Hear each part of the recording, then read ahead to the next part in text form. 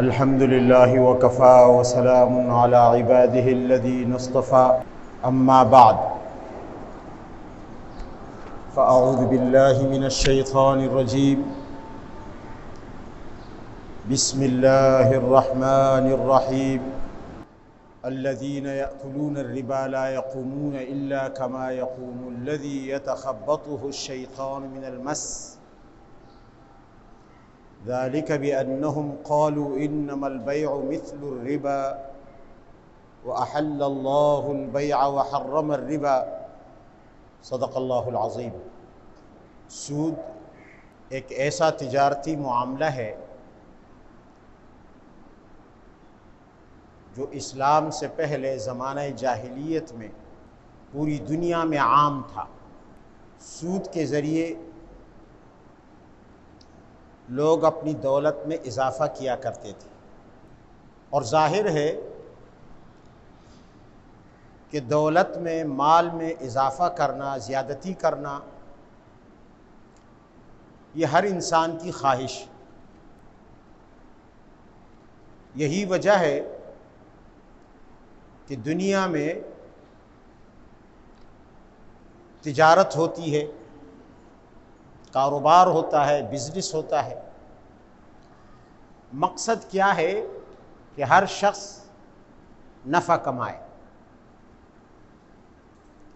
منافع کمائے، فائدہ کمائے، اپنی دولت بڑھائے۔ تو اس کا ایک طریقہ سود بھی تھا، لیکن ظاہر ہے کہ یہ خواہش اپنی جگہ کہ انسان کی دولت بڑھ جائے، مگر اس خواہش کے حصول کے جتنے راستے ہیں ضروری نہیں کہ وہ تمام راستے جائز بھی ہوں۔ جیسے نسل بڑھانا انسان کی ایک خواہش ہے کہ میری نسل بڑھے، میری اولاد ہو، لیکن اولاد بڑھانے کے لیے تمام طریقے ضروری نہیں کہ درست ہوں۔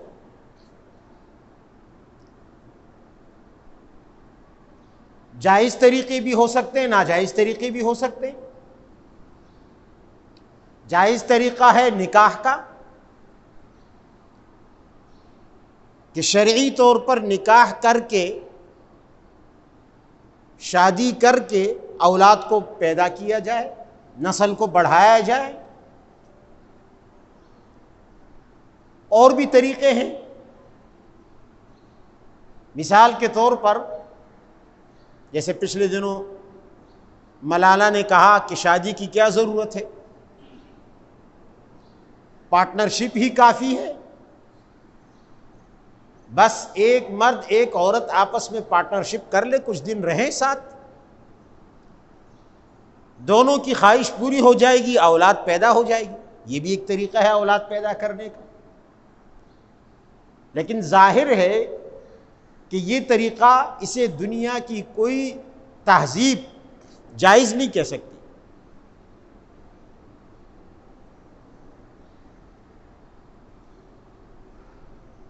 نکاح کو ہی جائز طریقہ سمجھا جاتا ہے، اور اسی طریقے سے افزائش نسل کو جائز سمجھا جاتا ہے۔ محض پارٹنرشپ یہ تو جانوروں کی عادت ہے، جانور آپس میں پارٹنرشپ کر لیتے ہیں اور بس اولاد پیدا ہو جاتی ہے۔ نکاح کا تصور جانوروں میں نہیں ہے۔ کبھی آپ نے نہیں سنا کہ بلیوں نے آپس میں شادی کی ہوگی، کبھی آپ نے نہیں سنا گایوں نے آپس میں شادی کی ہوگی۔ بچے تو ان کے بھی پیدا ہوتے ہیں نا۔ یہ کیسے پیدا ہوتے ہیں؟ پارٹنرشپ سے پیدا ہوتے ہیں۔ تو یہ جانوروں کا طریقہ ہے۔ اسی طرح دولت کمانا انسان کی خواہش ہے، اپنے مال کو بڑھانا انسان کی خواہش ہے، لیکن ضروری نہیں کہ اس خواہش کے لیے تمام راستے جائز ہوں۔ بھئی چوری بھی تو ایک راستہ ہے، کون اسے جائز کہتا ہے؟ چوری سے مال بڑھتا ہے نہیں بڑھتا؟ مال بڑھتا ہے نا۔ ایک آدمی کہے کہ جناب میں تو آزاد انسان ہوں، میں کسی قانون کا پابند نہیں ہوں، میں اپنے دولت میں جیسے چاہوں اضافہ کروں، چوری بھی کروں گا، ڈکیتی بھی ماروں گا، خیانت بھی کروں گا، کرپشن بھی کروں گا، پھر تو دنیا میں کوئی شخص جو اپنی دولت میں اضافے کا خواہشمند ہو اس کو لعن طعن اور ملامت نہیں کر سکتے، اس کو مجرم نہیں کہہ سکتے، چاہے اس نے چوری کے ذریعے اپنی دولت میں اضافہ کیا ہو، چاہے اس نے بدعنوانی اور کرپشن کے ذریعے اپنی دولت میں اضافہ کیا ہو، چاہے اس نے خیانت کر کے دولت میں اضافہ کیا ہو، چاہے اس نے ڈاکہ مار کر اپنی دولت بڑھائی ہو، اسے ہم مجرم نہیں کہہ سکتے، اور چاہے اس نے تجارت کر کے اپنی دولت بڑھائی ہو۔ معلوم ہوا کہ اس خواہش کو پورا کرنے کے لیے تمام راستے ان کو جائز نہیں کہا جا سکتا۔ دنیا کا کوئی بھی عقل مند انسان یہ نہیں کہہ سکتا کہ چوری جائز ہے، ڈکیتی جائز ہے، خیانت جائز ہے، بدعنوانی اور کرپشن جائز ہے، دھوکہ اور فراڈ جائز ہے۔ کوئی یہ شخص یہ نہیں کہہ سکتا۔ اب یہ تعین کون کرے گا؟ انسانی عقل نہیں کر سکتی، اور اس کی وجہ یہ ہے کہ وہی چور جو چوری کرتا ہے وہ عقل بھی رکھتا ہے، وہ ڈاکو جو ڈاکہ ڈالتا ہے وہ عقل بھی رکھتا ہے، کرپشن کرنے والا جو کرپشن کرتا ہے، خیانت کرتا ہے، وہ عقل بھی رکھتا ہے۔ عقل مند تو وہ بھی ہے۔ اس کی عقل نے کیا فیصلہ کیا کہ چوری اچھی چیز ہے، ڈکیتی اچھی چیز ہے، خیانت اچھی چیز ہے، دھوکہ اور فراڈ اور فریب اچھی چیز ہے۔ اس کی عقل نے یہ فیصلہ کیا۔ اور جب اس کی عقل نے یہ فیصلہ کیا، ظاہر ہے وہ پاگل تو نہیں، بے وقوف تو نہیں، سمجھدار، ہوشیار، بسا اوقات اعلیٰ تعلیم یافتہ انسان ہوتا ہے۔ تو انسانی عقل کو ہم کیسے معیار قرار دیں کہ وہ کہے یہ جائز ہے اور یہ ناجائز ہے؟ اس کے لیے انسانی عقل سے ماوراء ایک اتھارٹی ہونی چاہیے جو اس عقل مند کو بھی کہے کہ تیری عقل نے غلط فیصلہ کیا ہے، چوری کو جائز سمجھ کر، کرپشن کو اچھا سمجھ کر، ڈاکے کو اچھا سمجھ کر، تیری عقل کا یہ فیصلہ غلط، تیری دولت کمانے کا یہ راستہ غلط۔ اور عقل سے ماوراء اتھارٹی وہی کی ہے، رب العالمین کی، اور کوئی اتھارٹی ایسی نہیں جو عقل سے بالا ہو، وہی بتا سکتی ہے۔ رب العالمین کی وہی ہمیں رہنمائی دے سکتی ہے، اس لیے کہ وہ عقل سے ماوراء ہے۔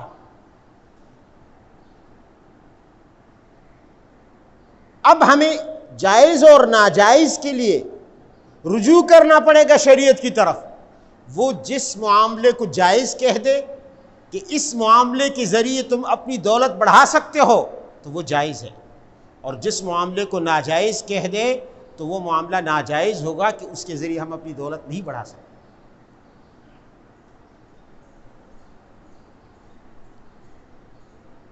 جب قرآن عظیم کا حکم نازل ہوا کہ سود حرام ہے تو بعض لوگوں نے کہا کیوں حرام ہے جناب، ہماری عقل میں یہ بات نہیں آتی۔ اس لیے کہ سود کے ذریعے انسان کی خواہش پوری ہوتی ہے کہ دولت بڑھائی جائے، اور یہ ایک معاملہ ہے فریقین کی رضامندی سے، سود لینے والا بھی سود دینے والا بھی دونوں رضامند ہیں۔ تو جب دونوں رضامند ہیں اس معاملے پر اور اس کے ذریعے انسان کی دولت میں اضافہ بھی ہوتا ہے تو پھر اس میں خرابی کیا ہے؟ یہ کیوں حرام ہے؟ آخر اس میں اور بیع میں کیا فرق ہے؟ تجارت میں کیا فرق ہے؟ خرید و فروخت میں کیا فرق ہے؟ ذالک بأنہم قالوا انما البیع مثل الربا۔ قرآن عظیم نے ان کی اسی سوال کو اور اسی اعتراض کو نقل کیا۔ یہ لوگ کہتے ہیں کہ ہماری عقل میں یہ بات نہیں آتی، تجارت اور سود میں کیا فرق ہے؟ کیا تجارت کے ذریعے انسان اپنی دولت نہیں بڑھاتا؟ جی بڑھاتا ہے۔ کیا تجارت باہمی رضامندی سے نہیں ہوتی؟ ہوتی ہے۔ تو وہ جائز، سود ناجائز؟ کیوں ناجائز؟ ربا کیوں حرام؟ اللہ نے فرمایا یہ فیصلہ تمہاری عقل کی بنیاد پر نہیں ہے،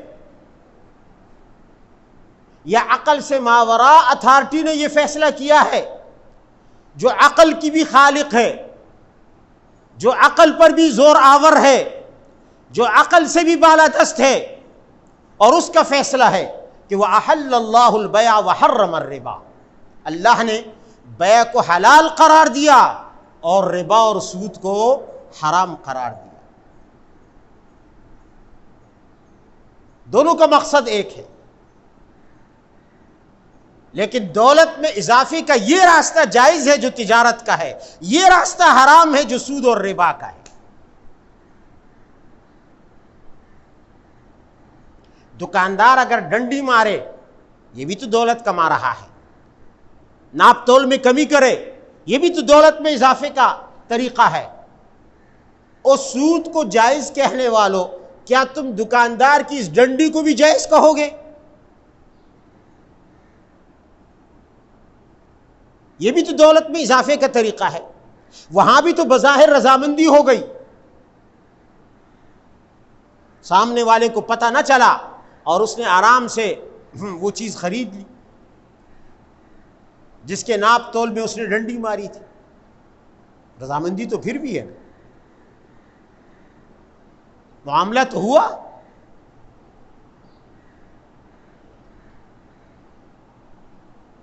کوئی کہے گا کہ یہاں چھپی خیانت ہے، تو سود میں بھی چھپی خیانت ہے۔ جیسے یہاں ناپ تول میں ڈنڈی مارنے والے کی خیانت چھپی ہوئی ہے، اس طرح سود خور کی خیانت بھی چھپی ہوئی ہے، یہ بھی چھپی ہوئی ہے۔ جس تک ہماری عقل کی رسائی نہ ہو سکی، عقل کے خالق کا علم اس گہرائی تک پہنچ گیا جو سود کے اندر چھپی ہوئی خرابی تھی اور خیانت تھی، اس خیانت، اس دھوکہ، اس فراڈ کو اس نے پکڑ لیا اور انسانیت کی بھلائی کے لیے اس نے سود کو حرام کر دیا۔ یہی وجہ ہے کہ سود کے اندر پورے معاشرے کے ساتھ خیانت ہے، معاشرے کے ساتھ، کہ ایک طبقہ اپنی دولت بڑھاتا جاتا ہے، دوسروں کے خون پسینے کی کمائی کو ہڑپ کرتا جاتا ہے۔ نتیجہ یہ ہوتا ہے کہ یہ تو دن بدن مالدار سے مالدار تر ہوتا جا رہا ہے اور وہ دن بدن غریب سے غریب تر ہوتا جا رہا ہے، اس کا سود اور اس کا قرضہ ادا کر کے، حتیٰ کہ وہ خودکشی پر مجبور ہو جاتا ہے۔ کتنے ایسے لوگ ہیں جو سود کی وجہ سے خودکشی پر مجبور ہو جاتے ہیں؟ یہ ہے وہ چھپی ہوئی خیانت۔ اسی لیے نبی علیہ السلام نے فرمایا کہ معمولی سود بھی، معمولی ربا وہ ایسا ہے، یعنی کم از کم 1 روپیہ کا سود انسان اگر کرے، فرمایا جیسے اپنی ماں سے بدکاری کرنا، سگی ماں سے، یہ جرم اور معمولی درجے کے سود کا جرم، یہ دونوں برابر ہیں۔ یہی وجہ ہے کہ سود خور کا انجام ٹھیک نہیں ہوتا۔ مالک ابن دینار ایک تابعی ہیں، بہت بڑے بزرگ ہیں، وہ فرماتے ہیں کہ ایک دفعہ ایک شخص بیمار ہوا، فرمایا کہ میں اس کی عیادت کے لیے گیا، بیمار پرسی کے لیے، دیکھا میں نے کہ وہ مرض الموت میں مبتلا ہے، آخری وقت ہے، نزع کی حالت ہے، سانس اکھڑ رہا ہے، چل چلاؤ کا وقت ہے۔ حضرت مالک فرماتے میں سمجھ گیا، میں نے اس کو کلمہ شہادت کی تلقین شروع کر دی۔ جب انسان مرنے کے قریب ہو اور اس پر موت کے آثار سامنے آ جائیں اور اس وہاں پر کچھ لوگ ہوں، اس کے رشتہ دار یا کوئی بھی، ان کو چاہیے کہ اس کے سامنے اس کو نہ کہیں کہ تو کلمہ پڑھ، اس کے سامنے خود کلمہ پڑھنے لگ جائیں تاکہ اس کو یاد آ جائے اور وہ کلمہ پڑھے۔ حضرت مالک ابن دینار رحمہ اللہ فرماتے ہیں کہ میں نے اس شخص کو تلقین شروع کی، اس کو تلقین کہا جاتا ہے، کلمہ شہادت، مگر وہ شخص جس کی سانس نکلنے والی ہے اس پر نزع کی کیفیت ہے، بالکل آخری وقت ہے، بجائے اس کے کہ اس کی زبان سے کلمہ نکلے وہ کہتا ہے 10-11 10-11 10-11 10-11۔ بڑی کوشش کی، بار بار اس کے سامنے کلمہ شہادت دہراتے گئے کہ کسی طرح اس کی زبان کلمہ شہادت پر آ جائے، لیکن اس کی زبان پر یہی 2 لفظ ہیں 10-11 10-11۔ پریشان ہو۔ حضرت مالک ابن دینار نے اسے فرمایا کہ بھائی یہ کیا تم نے 10-11 10-11 کی رٹ لگائی ہوئی ہے، چھوڑو اس کو، آخری وقت ہے، یہ حساب کتاب کا وقت تھوڑی ہے، پیسے گننے کا وقت تھوڑی ہے، یہ تو اللہ کو یاد کرنے وقت ہے، اب دنیا سے تم جا رہے ہو تو کلمہ شہادت پڑھو۔ اس نے کہا حضرت میرے سامنے آگ کا پہاڑ کھڑا ہے، آگ کا پہاڑ، اور سانپ کی طرح اس نے منہ کھولا ہوا ہے۔ آپ جب کلمہ شہادت پڑھتے ہیں، میں کوشش کرتا ہوں کہ کلمہ پڑھوں، مگر جیسے ہی کلمہ پڑھنے لگتا ہوں وہ آگ کا پہاڑ میری طرف متوجہ ہو کر میرے سامنے آ جاتا ہے، اور ایسے لگتا ہے جیسے مجھے ابھی ہڑپ کر جائے گا، جس کی وجہ سے میں کلمہ نہیں کہہ پاتا۔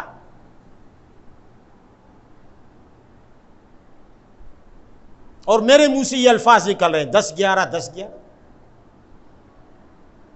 تو آپ نے اس کے ورثاء سے پوچھا، اسی دوران اس کا انتقال ہو گیا، یہی 10-11 10-11 کرتے ہوئے اس کے وارثوں سے پوچھا کہ بھئی یہ کیا قصہ ہے، یہ شخص زندگی میں کیا کرتا تھا؟ اس کے ورثاء نے کہا کہ زندگی میں یہ 2 کام کرتا تھا، 2 کام، ایک سود لیتا تھا، سود خور تھا، اور دوسرا یہ دکاندار تھا تو ناپ تول میں ڈنڈی مارتا تھا، پیسے زیادہ لے کے چیز کم دے دیتا، ناپ تول میں کمی کر لیتا، اور ہر وقت اس کی زبان پر یہی حساب کتاب ہوتا ہے، اتنے پیسے آئے اور اتنے پیسے گئے، 10 آئے 11 آئے اور 10 گئے، 11 آئے اور 10 گئے۔ زندگی بھر جو چیز زبان پر تھی وہی چیز دنیا سے جاتے وقت بھی اس کی زبان پر تھی، وہی دنیا، وہی روپے، وہی پیسے، اور وہ آگ کا پہاڑ اسے کلمہ پڑھنے نہیں دے رہا تھا۔ وہ اس کے استقبال کو کھڑا تھا کہ جیسے یہ آئے گا میرے قبضے میں اسے بھسم کر رکھ دوں گا۔ تو یہ پھر انجام ہوتا ہے، دنیا میں مرتے وقت اللہ تعالیٰ دکھا دیتا ہے۔ اللہ تعالیٰ ایسے انجام سے ہماری حفاظت فرمائے، دعا فرمائے اللہ ہمارے معاملات کو پاک فرمائے، ہمیں سود سے محفوظ رکھے۔ آج سود سے بچنا مشکل ہو گیا ہے، گھر گھر ہر فرد کسی نہ کسی طرح سود کے دھوئیں سے آلودہ ہے۔ اگر سود نہیں کھا رہا، سود نہیں لے رہا، لیکن سود کا دھواں اس تک ضرور پہنچ رہا ہے۔ اللہ تعالی ہمیں سود سے پاک رکھے تاکہ ہمارا خاتمہ پاک ہو، ہمارا دنیا سے جانا، دنیا سے رخصتی ہماری پاکیزہ ہو۔ وآخر دعوانا ان الحمد للہ۔